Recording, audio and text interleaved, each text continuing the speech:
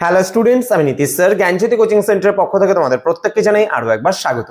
তো স্টুডেন্টস, আজকে আমি তোমাদের সঙ্গে আলোচনা করব এনইপি 4 ইয়ার আন্ডার গ্র্যাজুয়েট প্রোগ্রামের অধীনস্থ যে সমস্ত ছাত্রছাত্রীরা যারা ক্যালকাটা ইউনিভার্সিটি আন্ডার বিভিন্ন কলেজগুলোতে পড়াশোনা করছো তাদের জন্য আজকে ডিএসসিসি মেজর পেপার 1 থেকে তোমাদের প্রশ্নমান 5 এর যে গুরুত্বপূর্ণ সাজেশনস গুলো রয়েছে সেই সাজেশনস গুলো নিয়ে আজকে আলোচনা করব।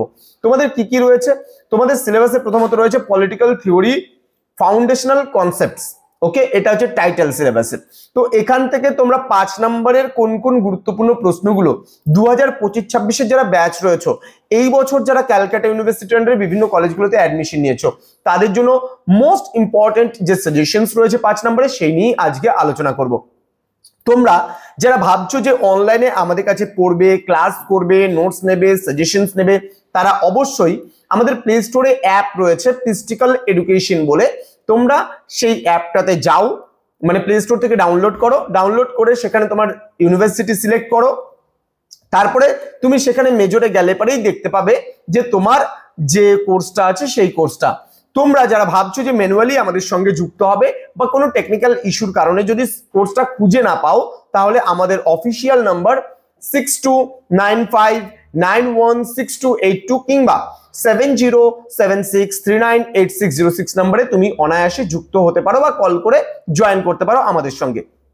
চলো শুরু করছি আজকের ক্লাসটি। প্রথম প্রশ্ন, আইনের সংজ্ঞা দাও, আইন ও সাম্যের মধ্যে সম্পর্ক ব্যাখ্যা করো। পরবর্তী প্রশ্ন, একটি ক্ষমতা কেন্দ্রিক ধারণা রূপে রাজনৈতিক তত্ত্বটি আলোচনা করো। পরবর্তী প্রশ্ন, সার্বভৌমত্বের চূড়ান্ত ও আপেক্ষিক দৃষ্টিভঙ্গি বিশ্লেষণ করো। পরবর্তী প্রশ্ন, রাষ্ট্রের উদারবাদী ধারণা বিশ্লেষণ করো। রাষ্ট্রের উদারবাদী ধারণা বিশ্লেষণ করো, লিখে নাও। পরবর্তী প্রশ্ন, ক্ষমতা ও কর্তৃত্বের মধ্যে সম্পর্ক আলোচনা করো। আবারও বলছি, ক্ষমতা ও কর্তৃত্বের মধ্যে সম্পর্ক আলোচনা করো। পরবর্তী প্রশ্ন, জাতির ধারণাটি বিশ্লেষণ করো। আবারও বলছি, জাতির ধারণাটি বিশ্লেষণ করো। পরবর্তী প্রশ্ন, জাতি ও রাষ্ট্রের মধ্যে পার্থক্য আলোচনা করো। জাতি ও রাষ্ট্রের মধ্যে পার্থক্য আলোচনা করো। পরবর্তী প্রশ্ন, কর্তৃত্ববাদের বৈশিষ্ট্যগুলি সম্পর্কে আলোচনা করো।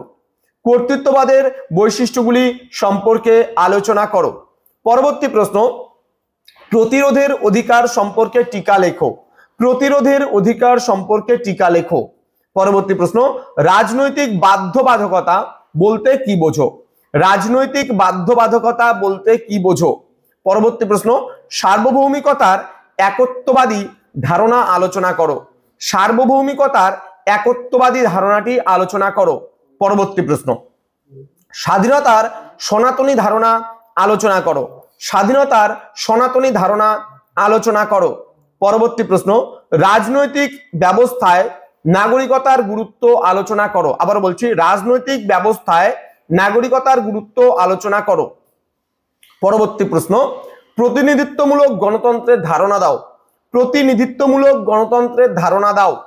পরবর্তী প্রশ্ন, ক্ষমতা ও কর্তৃত্ব কেন গুরুত্বপূর্ণ রাজনৈতিক ধারণা আলোচনা করো। ক্ষমতা ও কর্তৃত্ব কেন গুরুত্বপূর্ণ রাজনৈতিক ধারণা তা আলোচনা করো। লাস্ট প্রশ্ন, স্বাধীনতা ও সাম্য ভিন্ন ধারণা কিন্তু তাদের সম্পর্ক গভীর, বিবৃতিটি ব্যাখ্যা করো। এই মাত্র কয়েকটা প্রশ্ন তোমাদের 5 নম্বরের জন্য দেওয়া হলো।